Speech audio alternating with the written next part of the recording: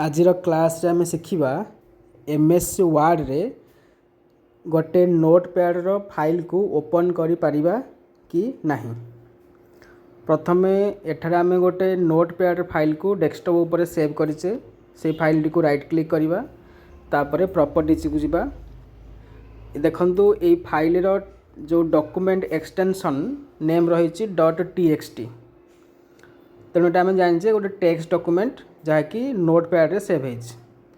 एइथिरे जो सेंटेंस बा जहाँ लिखा होइछि आको आमे ओपन करिबा एमएस वर्ड रे। ताले फास्ट आमे एमएस वर्ड को ओपन करिबा, फाइल मेनू को जिबा, तापरे ओपन ऊपर क्लिक करिबा, तापरे ब्राउजर ऊपर क्लिक करिबा। एठारे डेस्कटॉप आम मारिया कारण डेस्कटॉप सिलेक्ट कर आम डेस्कटॉप रे सेव करिचे। डेस्कटॉप सिलेक्ट कला परे एठारे हमर अछि कोन ना डॉक्यूमेंट रे जहाँ सेव अछि बा पीडीएफ रे जहाँ सेव अछि सेही फाइल शो करूछि। काहेकि ना यार ऑल वर्ड डॉक्यूमेंट सिलेक्ट अछि जो एक्सटेंशन नेमटा।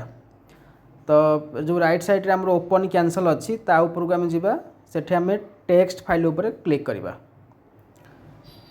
देखो टेक्स्ट फाइल ऊपर मु क्लिक कर देली। बर्तमान जो नोटपैड फाइलटा सेटा बर्तमान शो करूछि कारण नोटपैड हो टेक्स्ट फाइल गोटे। आपको हम सिलेक्ट करके ओपन करिया। बर्तमान से डॉक्यूमेंट्री रे जहाँ डाटा थिला बर्तमान एमएस वर्ड रे आसी जाइछि। एटा हम देखि पारले।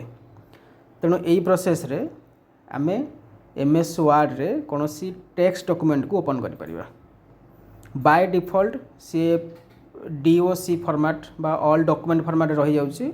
ताकू आमे टेक्स्ट डॉक्यूमेंट को चेंज कर दबा, ताहले आमे नोटपैड फाइल को ओपन कर परिबा।